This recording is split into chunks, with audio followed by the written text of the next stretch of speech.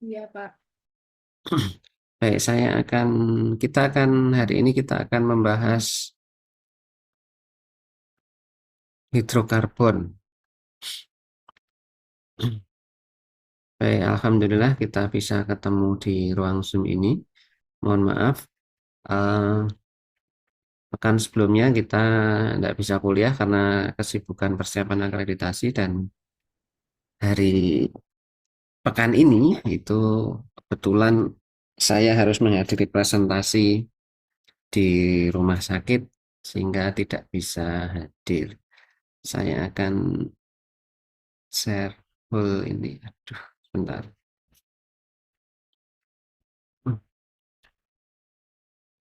Sudah terlihatan, Dek? Sudah ya. Baik, hari ini kita akan belajar tentang hidrokarbon.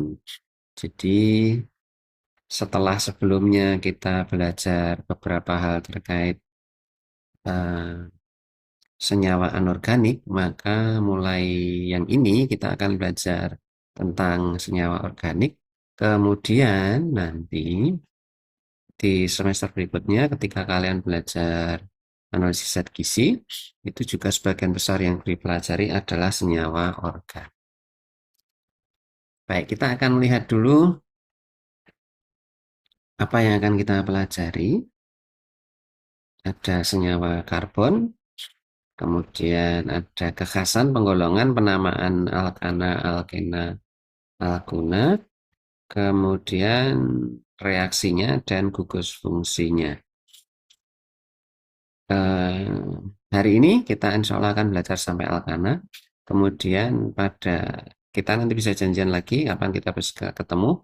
Kita akan membahas alkena, alkuna dan selanjutnya. Baik,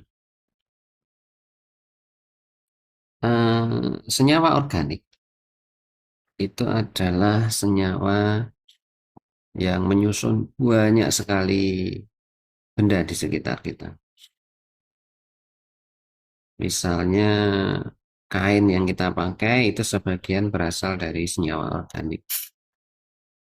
Kemudian kulit yang kita gunakan misalnya untuk jaket, untuk ikat pinggang, sepatu dan lain-lain itu juga senyawa organik. Bahkan cat, kemudian minyak catnya, kemudian kayu yang kita pakai itu juga senyawa organik. Nah, ini beberapa contoh yang kita akan coba kaitkan antara organik dengan karbon. Kalau kita bakar sate, kita membakar jagung gitu ya. Kemudian setelah beberapa saat nanti sate itu bagian-bagian tertentu akan berubah menjadi hitam. Jagung juga begitu. Nah, apa yang hitam ini? Yang hitam ini adalah karbon. Karbon atau arang. Jadi daging yang kita makan, jagung yang kita makan itu ada karbonnya. Jadi ada C-nya. Kemudian zat gizi yang kita butuhkan seperti karbohidrat, protein, lemak, itu bensin, gas, LPG dan lain-lain itu juga benda-benda yang mengandung karbon.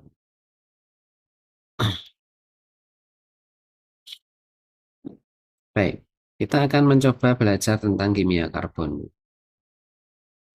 Mengenal senyawa karbon. Senyawa karbon merupakan senyawa yang mengandung unsur karbon.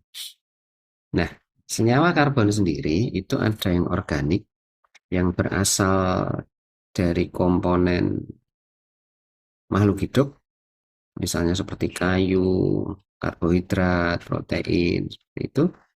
Dan ada juga yang anorganik, misalnya CO2. CO2 itu bukan senyawa karbon organik, tapi senyawa karbon anorganik. Karbon organik sendiri itu contohnya ada karbohidrat, protein, lemak, minyak bumi yang kita pakai, urea, pupuk yang kita pakai, plastik itu juga karbon organik. Plastik itu dibuat dari minyak bumi sehingga ya otomatis ada karbon organiknya.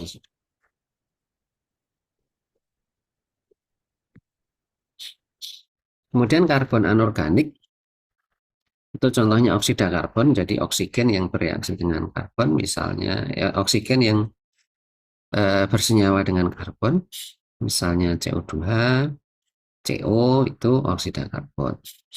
Kemudian batu kapur, eh, karbit itu berasal dari tambang, nah itu juga anorganik. Soda kue itu juga anorganik. Nah, dari sini, dari contoh-contoh ini, kemudian dikumpulkan, itu nanti kita akan tahu bedanya apa. Nanti kita lihat ya. Kita lihat dulu sejarahnya. Jadi, dulu ketika kita belum banyak mengenal ilmu kimia, senyawa-senyawa karbon umumnya dikenal sebagai senyawa organik. Jadi kita para ahli itu berpikir semua senyawa karbon itu berasal dari senyawa organik, berasal dari makhluk hidup atau sisa-sisa makhluk hidup. Kenapa? Karena waktu itu kita lebih banyak mengenal karbohidrat, protein, lemak, gitu. Nah, setelah itu kita mengenal ada CO dan CO2. Ternyata CO dan CO2 itu ada yang bukan berasal dari makhluk hidup. Berikutnya, seiring berjalannya perkembangan ilmu kimia, muncul lagi senyawa karbon organik, senyawa karbon urea. Nah, ini dari sintesis, jadi bukan dari makhluk hidup, tetapi dari makhluk hidup juga bisa membuat ini. Kemudian ada juga amonium cyanat. Nah, dari semua senyawa karbon yang kemudian ditemukan, kemudian para ahli sepakat bahwa oke, sekarang kita akan menggolongkan senyawa karbon itu menjadi dua, organik dan anorganik. Awalnya organik itu dari makhluk hidup, kemudian anorganik yang bukan dibuat oleh makhluk hidup. Jadi misalnya disintesis oleh manusia atau muncul di tambang gitu, bisa kita tambang. Tapi sekarang senyawa organik dan organik itu bukan lagi dari asalnya ya, tetapi dari sifatnya dan strukturnya. Kita tidak akan belajar lebih jauh dari situ karena nanti terlalu panjang pembahasannya. Tapi ada perbedaan senyawa karbon organik dan anorganik yang perlu kalian ingat ya. Senyawa karbon organik itu berasal dari makhluk hidup, manusia, hewan, tumbuhan. Jadi kulit kita, kemudian karbohidrat, protein, lemak yang kita buat dari makhluk hidup, dari tubuh kita, itu senyawa karbon organik. Kemudian senyawa karbon organik ini memiliki titik didih dan titik leleh yang rendah. Dia tidak tahan panas, tidak bisa mengantarkan listrik, tidak bisa mengantarkan panas, dan umumnya itu berbentuk rantai karbon. Jadi ada C, C, C, C membentuk rantai. Gitu. Kemudian umumnya itu tidak larut dalam air, tetapi bisa larut dalam pelarut organik. Nah, ini nanti yang sifat-sifat ini nanti yang akan kalian gunakan ketika kalian belajar senyawa organik, terutama analisis zat gizi. Diingat nanti ya sifat-sifat ini. Kemudian ada senyawa karbon anorganik. Itu tidak dari makhluk hidup. Titik didih dan titik lelehnya tinggi, tahan terhadap pemanasan, kemudian pada umumnya dapat mengantarkan panas atau listrik, tidak berbentuk rantai, meskipun ada juga ya karbon organik yang tidak berbentuk rantai. Seperti CH4 metana itu organik tetapi tidak berbentuk rantai karena C-nya hanya satu. Kemudian umumnya larut dalam pelarut air. Nah, ini silakan, ini perlu diingat ini perbedaannya. Jadi secara umum kita melihatnya ada di perbedaan titik leleh dan titik-titik, kemampuan menghantarkan panas, kemampuan menghantarkan listrik, larutnya itu ada di mana, di pelarut yang seperti apa, dan reaktivitas. Nah, yang perlu kalian ingat lagi, senyawa organik itu reaksinya butuh waktu lama. Makanya eh,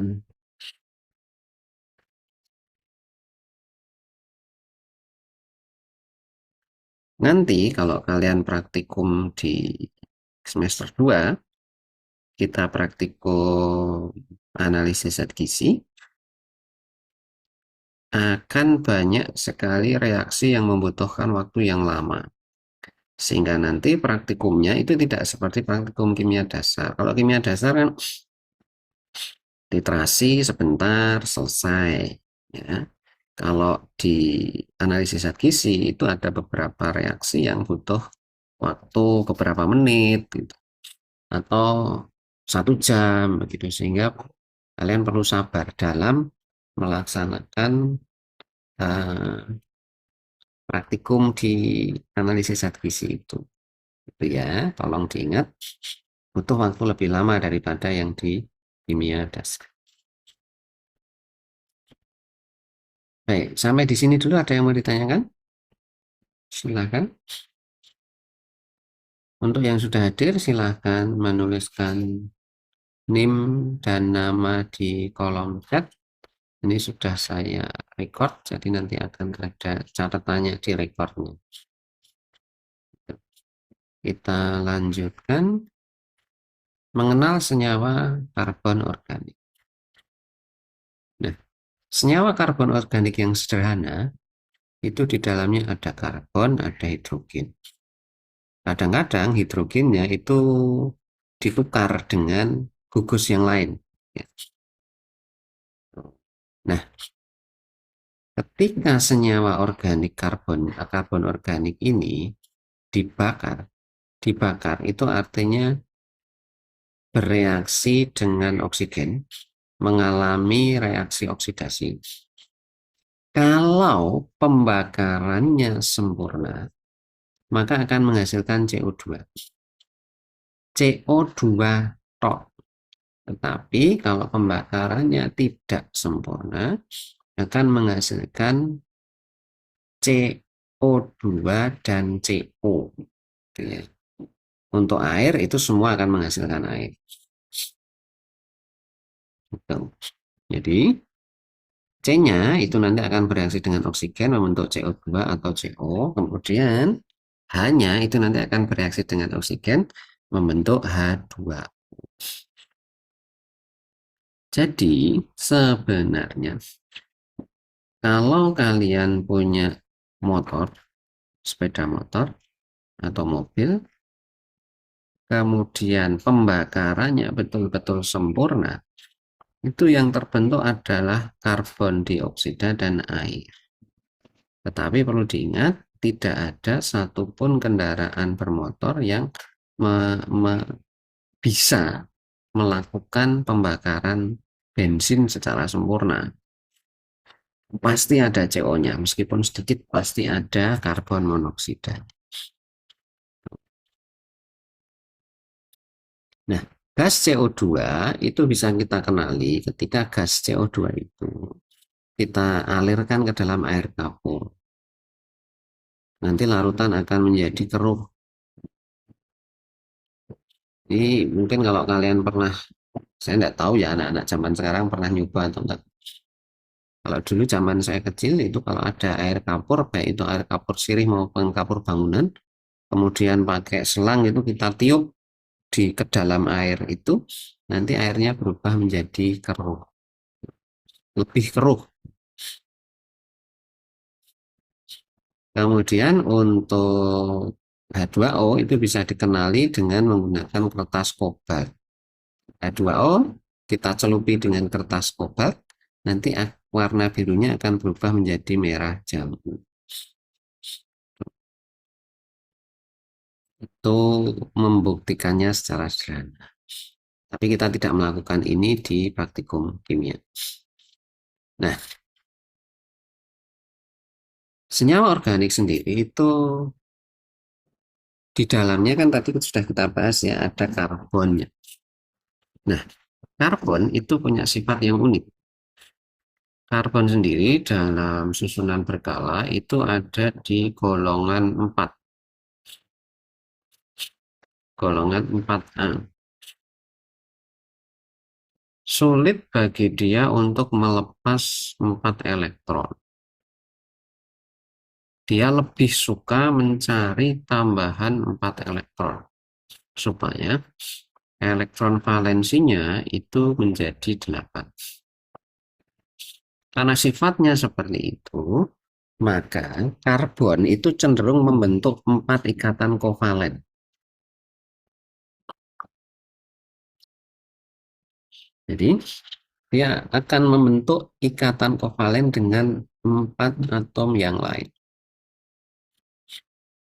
Ya. Kemudian ketika karbon itu bertemu dengan karbon yang lain, maka dua karbon itu atau lebih dari 2 karbon itu nanti akan membentuk rantai. Nah, kemudian yang lain, pada beberapa kejadian rantai yang terbentuk itu ikatannya rangkap. Ya, jadi C yang pertama dengan C yang kedua itu sama-sama menyumbangkan 2 elektronnya, sehingga nanti akan terbentuk ikatan yang rangkap. Kemudian yang berikutnya, jari-jari atom C itu relatif kecil. Nah, ini adalah ciri khas atom karbon. Poin pertama, kedua, dan ketiga ini nanti akan menentukan struktur dari eh, rantai karbon. Nah, strukturnya itu nanti akan menentukan sifat dari senyawa itu. Secara singkat seperti itu. Oke, sekarang kita lihat. Karbon mampu membentuk 4 ikatan kovalen. Karbon itu punya 4 elektron valensi. Dan dia butuh 4 elektron lagi agar susunan elektronnya stabil. Secara sederhana, sering kita gambarkan seperti yang di sebelah kiri ini. Tapi sebenarnya, kalau kita bisa menggambarkan secara 3 dimensi yang lebih sempurna, sebenarnya bentuknya seperti ini. Jadi C ini nanti akan berikatan kovalen dengan senyawa yang lain, membentuk 4 tangan seperti ini. Nah, kalau kemudian satu atom C itu ketemu dengan atom C yang lain, maka bisa jadi akan membentuk rantai seperti ini. Jadi C yang ini punya 4 tangan, C yang ini juga 4 tangan. Yang ini juga begitu seterusnya. Kemudian kalau C ini saling bertemu, dia akan membentuk rantai. Rantainya sendiri itu bisa lurus, bisa bercabang seperti ini. Atau bisa juga tertutup siklik seperti ini. Muter seperti ini. Ada juga yang membentuk jaring, meskipun jumlahnya tidak banyak. Jadi di sini nanti ada C lagi, di sini ada C lagi, di sini C untuk membentuk jaring. Tapi jumlahnya tidak banyak. Kebanyakan adalah rantai lurus, rantai bercabang, dan memutar, siklik.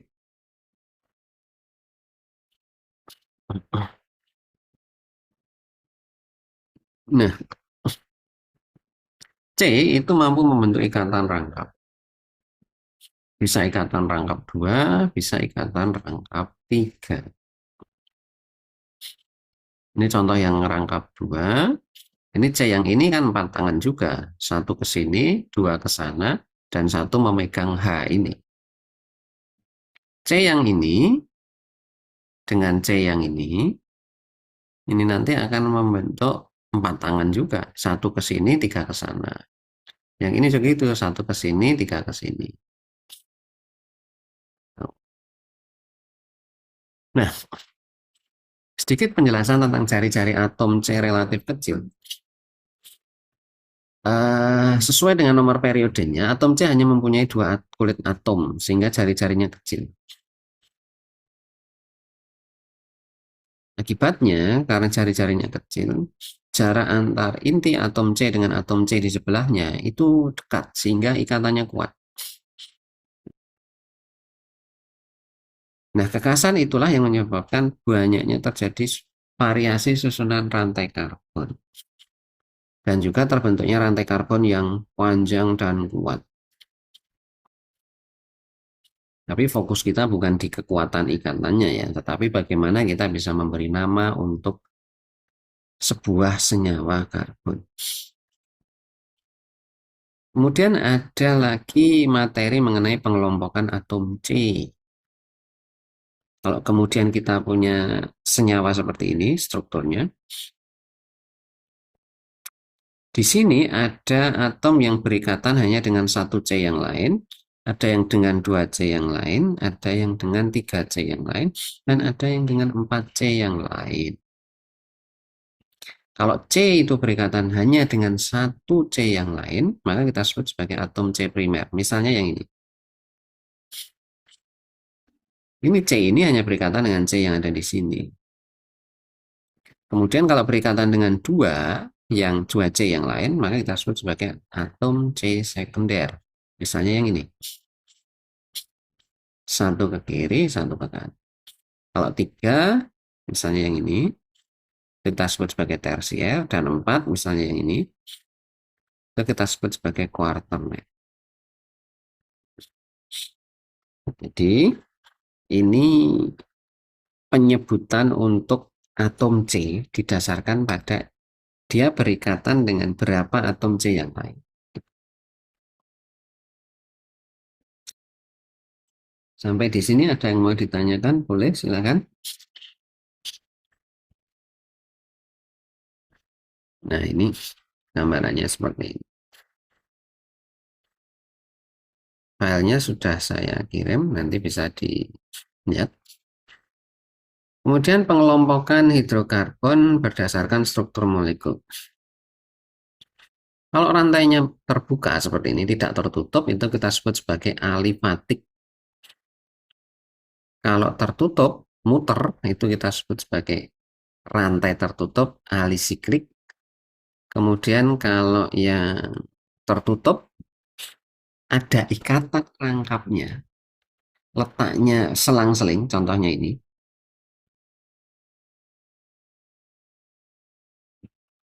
Yang seperti ini kita sebut sebagai aromatik. Itu. Yang ini alifatik, ini siklik, alisiklik, ini aromatik.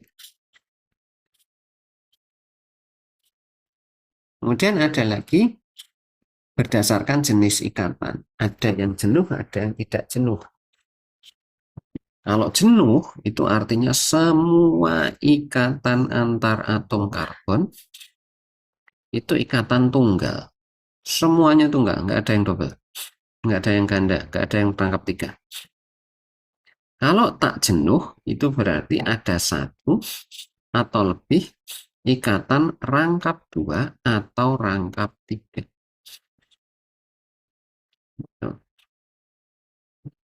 Jadi tolong diingat, kalau jenuh itu berarti sama sekali tidak ada yang rangkap. Kemudian kalau tak jenuh itu ada satu atau lebih ikatan rangkap dua atau ikatan rangkap tiga. Jadi kalau kalian mendengar istilah dulu ada minyak goreng itu ya, mas, slogannya itu mengandung ikatan tak jenuh ganda.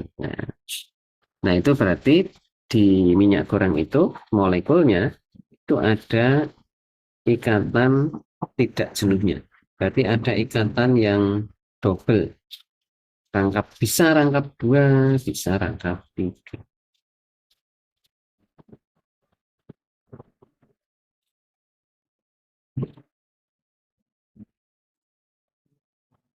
Itu ya, ada yang mau ditanyakan, silakan. Kalau tidak ada, kita lanjutkan. Tapi kalau ada, silakan ditanyakan.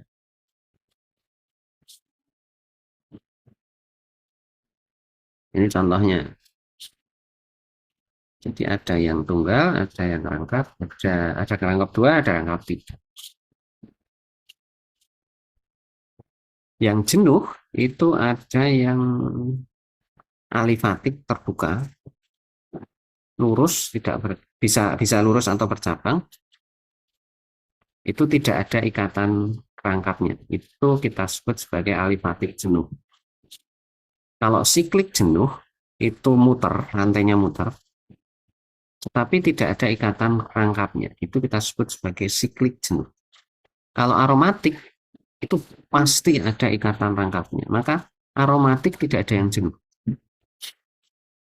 Nah, uh, dulu ketika saya SMA itu aromatik itu selalu dikait-kaitkan dengan senyawa yang beraroma. Jadi ada komponen yang mudah menguap yang menyebabkan senyawa itu beraroma. Tapi ternyata sekarang yang alifatik saja yang tidak ada ikatan rangkapnya, yang rantai biasa tidak melingkar, itu ada juga yang beraroma. Jadi agak kurang pas kalau kemudian kita menyebut bahwa untuk ikatan untuk senyawa organik yang wangi itu pasti aromatik, tidak. Atau untuk senyawa organik yang memiliki aroma itu pasti aromatik, ternyata tidak juga. Jadi itu penamaan di masa lalu, tapi sekarang masih dipakai. Kemudian ada alifatik jenuh. Nah, inilah alkana. Alkana itu adalah alifatik, tidak melingkar, dan pasti jenuh. Rumus umumnya adalah CnH2n plus 2. N ini itu menunjukkan jumlah C-nya. Jadi kalau C-nya 6, maka hanya pasti 14. C6H14. Kalau C-nya 10, maka hanya pasti 22. Nah, yang perlu kita ingat sekarang adalah penamaan dasarnya dulu. Nih, kalian lihat di sini kita punya 3 kolom rumus molekul yang seperti ini, itu kita sebut sebagai rumus molekul. Yang ini rumus bangun atau struktur. Kemudian yang ini adalah nama.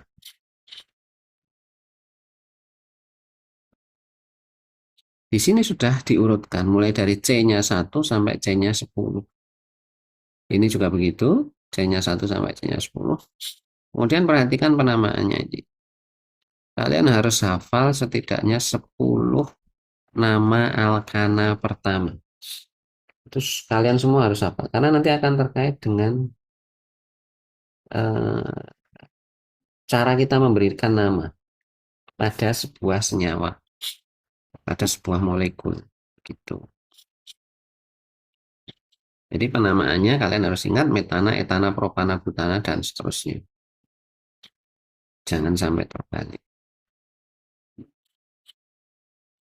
Nah, sekarang kita akan melihat sifat fisik alkana. Ingat, alkana itu yang seperti ini ya. Tidak ada cabang. Bukan tidak ada cabang, tidak ada ikatan rangkapnya. Bisa jadi nanti ada cabang. Baik. Alkana itu senyawa nonpolar, tidak larut dalam air, diingat. Tidak larut dalam air. Pada suhu kamar, alkana dengan atom C1 sampai 4 itu gas, 5 sampai 17 cair, dan di atas 18 itu padat. Semakin panjang rantai C-nya, semakin banyak C-nya, maka kekentalannya semakin tinggi dan titik didihnya semakin tinggi. Kemudian untuk alkana yang berisomer, Isomer itu ada nggak ya di sini? Nggak ada. Isomer itu rumus molekulnya sama, tetapi rumus bangunnya berbeda. Isomer itu ada sejak C4H10. C1, C2, C3 itu tidak ada isomernya. Di C4H10 itu rumus bangunnya bisa seperti ini ya, C4 jejer semua, atau bisa juga yang ini, C yang terakhir itu posisinya menjadi cabang dari C yang ini. C yang ini. Sama C4H10, tetapi rumus strukturnya, rumus bangunnya berbeda. Itulah isomer. Pada isomer, semakin banyak jumlah cabangnya, semakin rendah titik didihnya.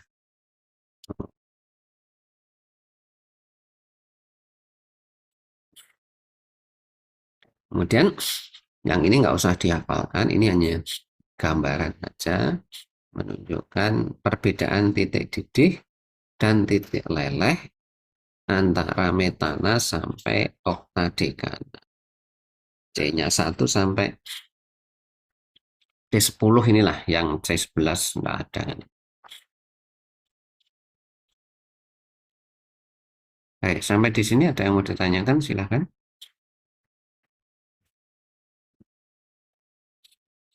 Nggak ada.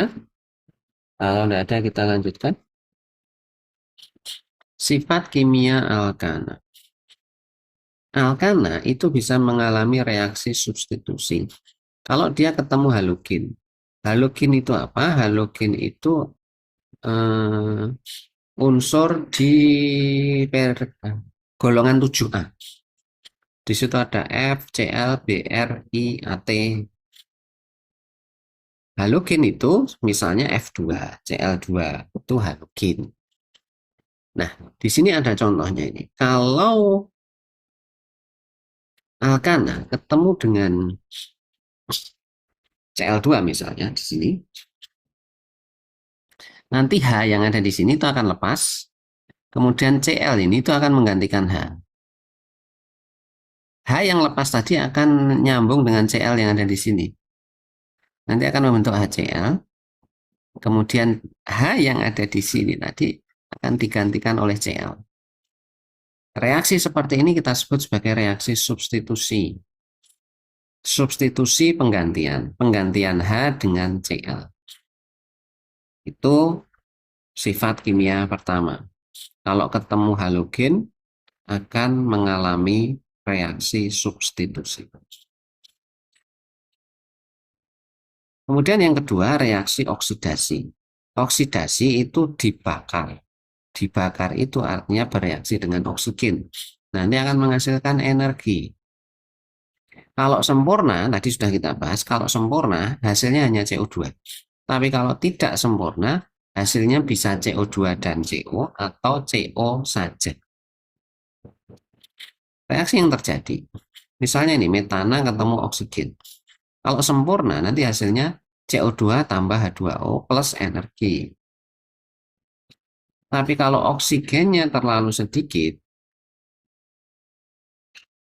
maka hasilnya nanti adalah CO, bukan CO2, H2O dan energi. Ini ya, contohnya yang di kendaraan kita, sepeda motor kita misalnya. Kalau perbandingan antara bensinnya dengan oksigennya itu tidak tepat, maka akan banyak CO2 yang terbentuk. Maaf, akan banyak CO yang terbentuk. Tapi kalau kita bisa nyeting, misalnya bengkel itu bisa nyeting karburatornya dengan baik, maka CO yang terbentuk itu akan sedikit sekali. Nah, seperti itu ya. Jadi sangat penting bagi kita untuk merawat kendaraan kita supaya tingkat polusi CO-nya itu rendah. Kemudian yang ketiga, reaksi eliminasi. Jadi karbonnya awalnya itu ikatannya tunggal, tidak rangkap, tapi kemudian karena dipanaskan dengan wadah yang terbuat dari platinum atau nikel, itu nanti ini hidrogen yang ada di sini lepas, hidrogen yang ada di sini juga lepas. Nanti C ini dengan C ini akan membentuk ikatan rangkap seperti ini. Dua hidrogen yang lepas itu nanti akan menyatu membentuk gas hidrogen H2 ini. Jadi awalnya propana berubah menjadi propena. Awalnya ikatannya tunggal berubah menjadi ikatan rangkap. Itu reaksi-reaksi alkana. Kemudian ada gugus alkil. Alkil itu sebentar saya perjelas dulu. Alkil.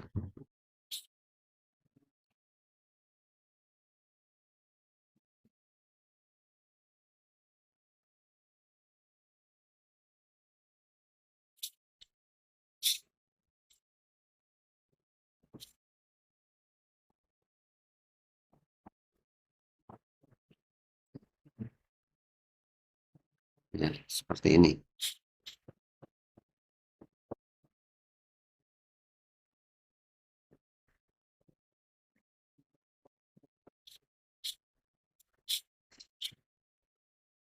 Kita lanjutkan. Alkil itu terbentuk ketika satu atom dari alkana itu hilang.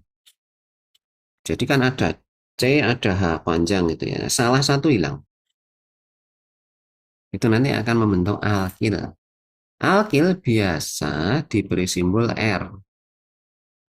Namanya sama dengan nama alkananya, hanya saja akhiran ana diubah menjadi akhiran il. Akhiran ana diubah menjadi akhiran il. Metana menjadi metil, etana menjadi etil. Dan rumus umumnya adalah CN H 2N plus 1. Kalau tadi alkana kan CN H2N plus 2. Hilang 1 maka berubah menjadi H2N plus 1.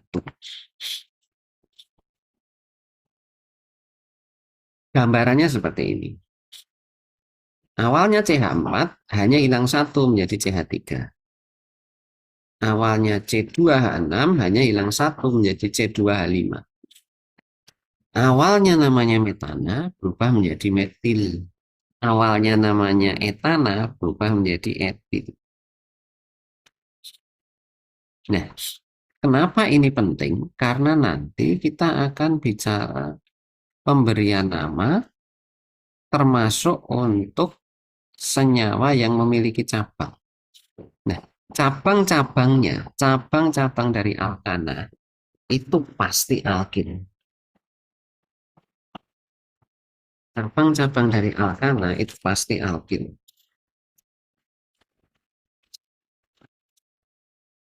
Bentar, sebentar.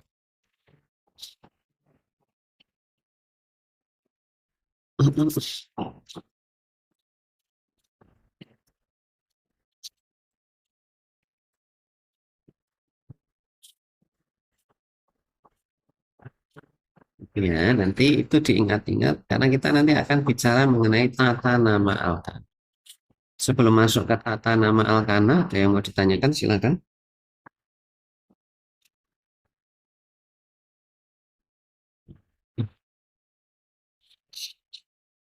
Kalau tidak ada kita lanjutkan. Tata nama alkana didasarkan pada aturan tata nama IUPAC dan trivial. Tidak usah kalian pikirkan. Pada alkana, rantai lurus tidak bercabang. Nama alkana itu sesuai dengan jumlah atom C-nya dan diberi awalan N di depan. Misalnya ini ada 3C, maka namanya adalah N propana. Kalau 4C namanya N butana. Kalau 5C namanya N pentana. Kadang-kadang N-nya tidak ditulis propana, butana, pentana, begitu saja. Tidak masalah. Tidak masalah yang seperti itu. Kemudian kalau ada cabangnya bagaimana? Contohnya ini. Ada senyawa yang rumit agak panjang seperti ini. Langkah pertama yang kita lakukan, kita tentukan dulu rantai karbon terpanjangnya. Mana yang lebih panjang? Misalnya ya, oh ini ada dari kiri ke kanan. Jumlahnya berapa ini? 6. Oh ada dari bawah naik kemudian ke kanan. Berapa ini? 1, 2, 3, 4, 5, 6, 7. Oh ya inilah. Jadi rantai karbon terpanjangnya itu adalah C7. Jumlah C-nya itu ada 7. Yang ini. Yang saya kotai hijau ini. Kemudian tentukan cabang alkilnya. Kalau ini rantai terpanjang, maka yang di luar rantai terpanjang ini itu adalah cabang. Di sini ada CH3, di sini ada CH3, di sini ada C2H5.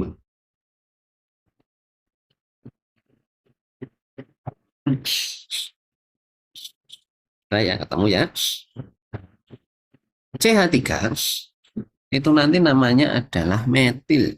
Nah, ingat ya. Jadi metana jadi metil. Kemudian C2H5 itu dari etana menjadi etil. Jadi nanti pada penamaannya itu akan ada kata metil, akan ada kata etil. Oke, berikutnya. Beri nomor. Nomornya itu mengikuti urutan C untuk rantai karbon terpanjang. Kita lihat. C pertama bisa jadi ini. Ini C1, C2, C3, C4, C5, C6, C7. Bisa itu. Atau C1-nya dari sini. C1, C2, C3, C4, C5, C6, C7. Tapi nanti kita cari yang paling tepat yang mana. Oke. Kita tulis dulu. Heptana di belakang. Kemudian ingat penulisan gugus alkil itu berdasarkan abjad. Kita lihat ada metil, ada etil. Kalau berdasarkan abjad, yang duluan yang mana? Antara E dengan M itu yang duluan yang mana? Yang duluan adalah etil. Makanya etil tulis di depan. Nah ini etil ditulis di depan ini. Kemudian metilnya. Metilnya itu ternyata ada dua nih. Di sini dan di sini. Kalau misalnya satunya di sini, 1, 2, 3, maka nanti CH3 ini, metil yang ini, itu ada di C nomor 3. Nah, aturannya tolong diingat. Kita usahakan supaya yang depan itu yang lebih kecil. Jadi yang etil itu yang lebih kecil angkanya. Karena etil itu sebaiknya yang lebih kecil, maka penomorannya bukan dari sini 1, 2, 3, tetapi dari sini 1, 2, 3. Di sini di C ketiga itu ada etil. Maka etilnya diberi nomor di depannya 3. 3 ini menunjukkan C nomor 3. Kemudian di sini ada 2 metil. Karena ada 2 metil, maka ingat aturan yang ini. Dulu di SMA kan sudah pernah. Kalau ada 2, depannya diberi awalan di. Berarti dimetil. Kalau 3 nanti ya diberi awalan trimetil. Nah, metilnya ada 2, ada di C nomor 4 dan C nomor 5. Berarti namanya 3 etil, 4,5 dimetil, heptana.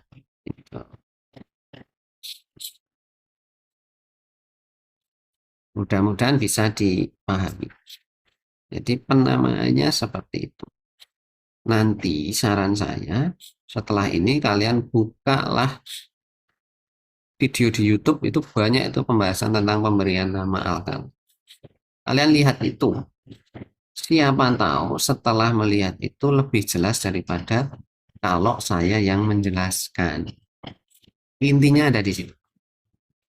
Jadi kalau ada sesuatu yang nggak jelas, sebenarnya di YouTube itu sekarang banyak. penjelasan-penjelasan dari orang lain. Kalau dosen kimia kalian itu nggak jelas ngajarnya, coba lihat di YouTube, ada nggak pembahasan tentang itu? Insya Allah ada. Siapa tahu konten kreator yang di YouTube itu menjelaskannya lebih bagus daripada dosen kalian. Intinya di situ. Jadi kalau punya HP, punya internet, itu gunakan untuk yang seperti itu. Baik, ini urutannya. Yang tadi saya jelaskan tadi, itu ada di sini. Nah, ini contoh yang lain. Ini yang terpanjang ini, 1, 2, 3, 4, 5, 6. Tulis dulu heksana. 6C kan heksana. Kemudian ada 2 cabang metil, berarti tulis dulu di metil. Kemudian penomorannya harus yang kecil. Kalau dari sana, ini kan nomornya 45. 45 di metil heksana. Kalau dari kanan, penomorannya kan 23. 2,3 di metil heksana. Bagus yang mana? Bagus yang angkanya lebih kecil. Makanya namanya adalah 2,3 dimetil heksana. Bukan 4,5 dimetil heksana. Itu ya. Nanti untuk contoh-contoh yang lain, silahkan dilihat, silahkan dipelajari, dicoba cari contoh di internet, dicoba pemberian namanya. Jangan sampai kalian pas ujian malah bingung karena tidak pernah latihan.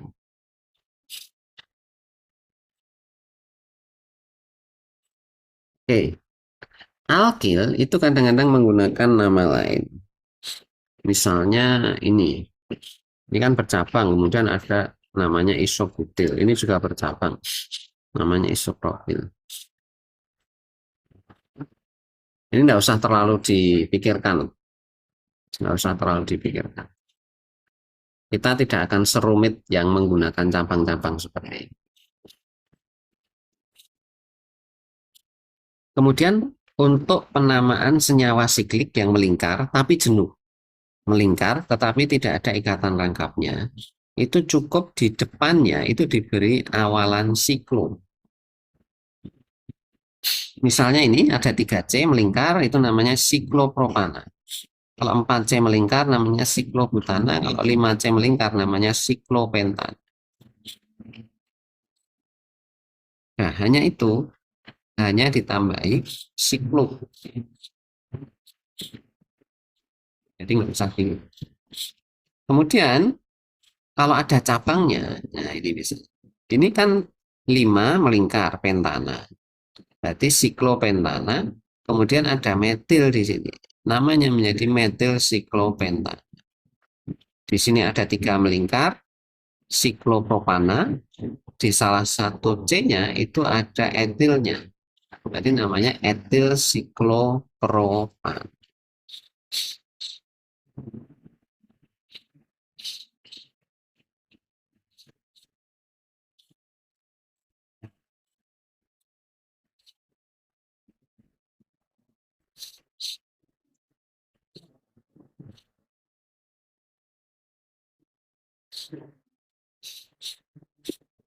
Itu ya, jadi nggak usah bingung tentang penamaan seperti ini. Yang penting kalian banyak lihat-lihat video tentang pemberian nama, kemudian kalian belajar pemberian namanya. Insya Allah tidak sesulit yang kalian bayangkan. Ada yang mau tanya untuk yang di sini? Silahkan.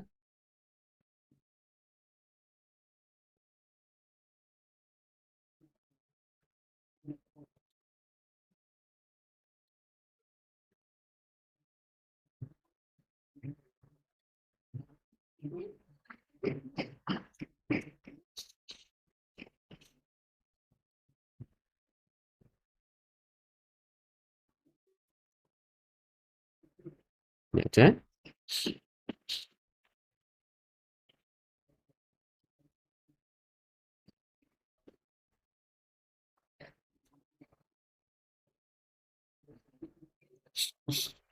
Kalau tidak ada, kita lanjutkan. Ini slide terakhir. Kegunaan alkana. Alkana itu ada yang digunakan sebagai bahan bakar. Metana, etana, propana, butana itu bahan bakar. Gas, biogas itu metana, etana. Jadi gas dari kotoran sapi ditampung, tekanannya ditingkatkan, kemudian digunakan untuk masak, itu metana, etana. Karbit itu etana juga. Sebagian gas yang dipakai, gas LPG yang kita pakai untuk masak, itu butana. Jadi bisa digunakan untuk masak, bisa juga digunakan untuk pembangkit listrik. Juga bisa digunakan,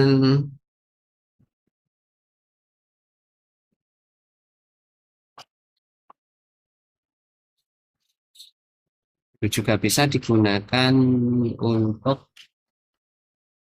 semprotan kayak eh, apa itu, parfum, cat semprot seperti itu. Kemudian ada juga yang jadi bensin. Misalnya mulai Heksana. Heksana itu ada yang jadi bensin, jadi solar kayak gitu. Jadi kalau yang seperti itu maka bentuknya adalah cairan bukan gas ya. Ini yang bensin, ini yang solar nih. Kemudian ada juga yang jadi oli, minyak pelumas. Kemudian ada juga yang jadi aspal. Itu adalah kegunaan alkan. Sampai di sini ada yang mau ditanyakan? Kita cukupkan sampai di sini dulu. Nanti setelah ini kita akan membahas tentang uh, alkena dan alkohol. Kalau saya tidak salah ingat, saya punya video penjelasannya. Ini akan saya share ke kalian. Nanti bisa dilihat video itu. Jadi kita bisa skip, silahkan dilihat dulu. Kemudian nanti pertemuan berikutnya, kalau ada pertanyaan silahkan ditanyakan. Nanti kalau sudah, itu nanti kita bisa loncat ke karbohidrat, protein, dan lemak. Itu ya, Dik. Jadi ini sementara seperti itu karena waktu kita terbatas dan memang SKS kita hanya satu, jadi agak repot. Materinya cukup lumayan banyak, sementara SKS-nya hanya satu. Ada yang mau ditanyakan sebelum kita tutup? Nanti saya akan coba cari videonya yang materi berikutnya. Nanti kalian bisa lihat, silahkan tonton. Kemudian nanti di pertemuan berikutnya mungkin kita sudah masuk langsung ke karbohidrat saja. Nah, nanti kalau ada pertanyaan, kalian bisa tanyakan pas pertemuan berikutnya. Ya, ada yang mau ditanyakan? Kalau tidak ada, bisa kita tutup sekian. Nanti, kalau ada pertanyaan, silakan dicatat dulu. Kalau kita ketemu, bisa ditanyakan ya.